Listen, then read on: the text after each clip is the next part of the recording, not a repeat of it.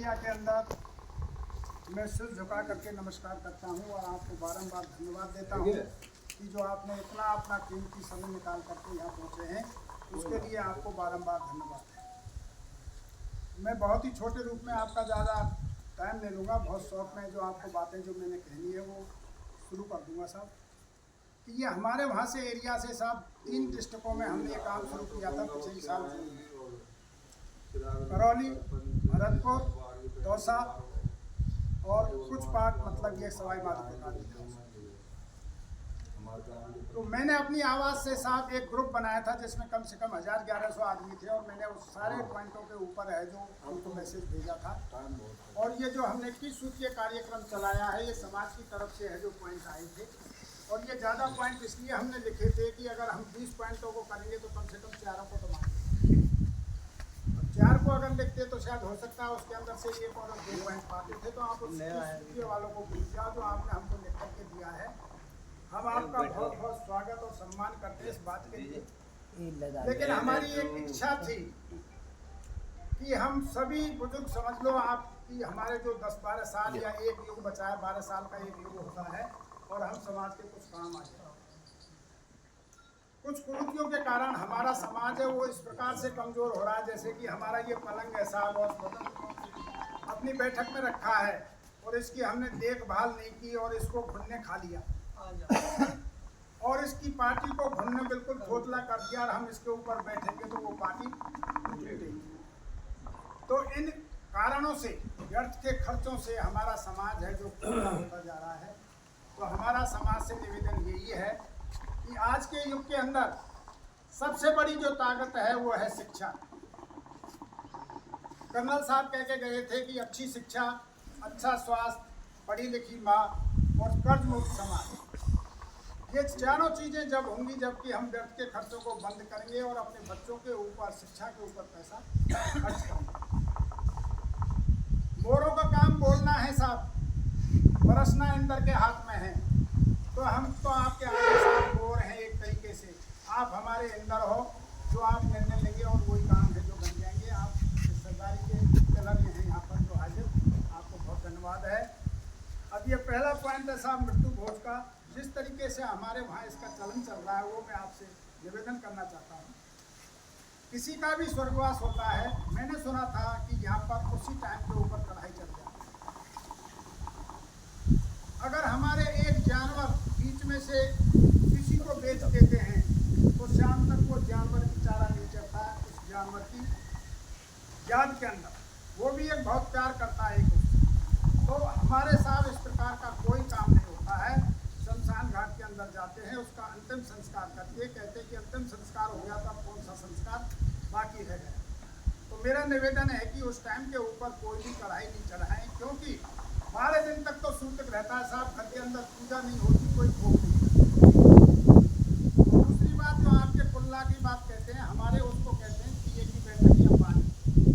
सारे रिश्तेदार यार दोस्तों को खबर कर देते हैं टेलीफोन से और उसको एक ही दिन का प्रोग्राम रखते हैं, तीसरे के दिन शोक सभा कह लो, उसको चाहती है कि बैठक कह लो।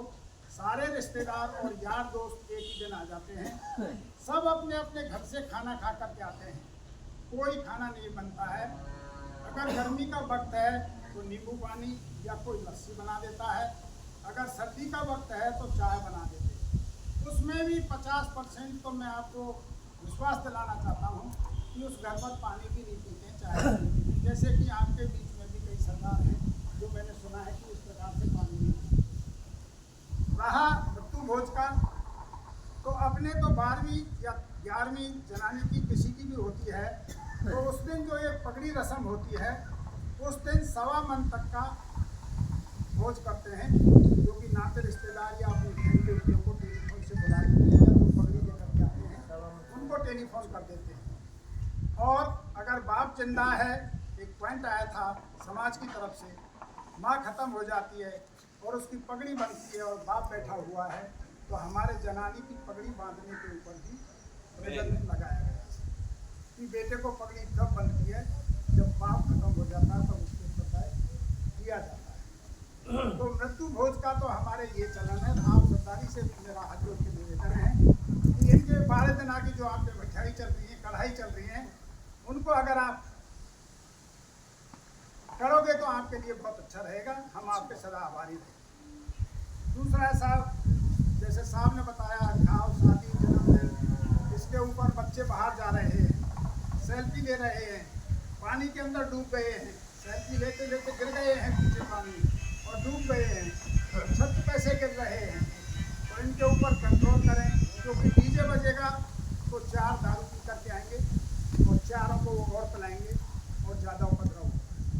पड़ोसी की भैंस भी दूध नहीं देती साहब, खुद डीजे बजाते हैं, जब तो बंद कर लेते हैं, अपनी भैंस का दूध निकालेंगे तब। मैं प्रैक्टिकल बात बता रहा हूँ आपको, लेकिन पड़ोसियों की भैंस दूध नहीं देती है, तो इसके ऊपर आपने गौर करना है साहब। कार्ड की बात जैसे साहब ने कही है, हमारे यहाँ एक रेंडाल गांव में खुद बच्ची का बाप 15 दिन पहले कार्ड बांटता हुआ शिवराम नाव का खत्म हुआ। तो ये दुर्घटनाएं बढ़ रही हैं, पैसा खर्च हो रहा है, और जीजा फूफा अगर कोई बहन जो तो ये कहेगा अरे भैया तेने कार्ड दे छोड़ दिया, हम तेरे फोन तो हमको पिलेगी।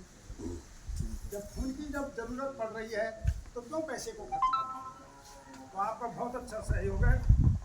और चौथी बात है जो आपने ये लिखी है इसमें साफे वाली, हमारे अगर मान लो किसी का कोई अधिकारी बनता है या कोई रिटायरमेंट आता है तो सिर्फ माला से स्वागत करते हैं उसका, कोई फायदा नहीं बताता है, सिर्फ एक साफा उसका परिवार का बनता है। मान लो कोई अफसर RES बना है, IAS बना है, कोई और अधिकारी बना है या कोई रिटायरमेंट होके आ रहा है, तो बाकी कोई साफा नहीं लाता है, नाते रिश्तेदार सबसे मनाइए।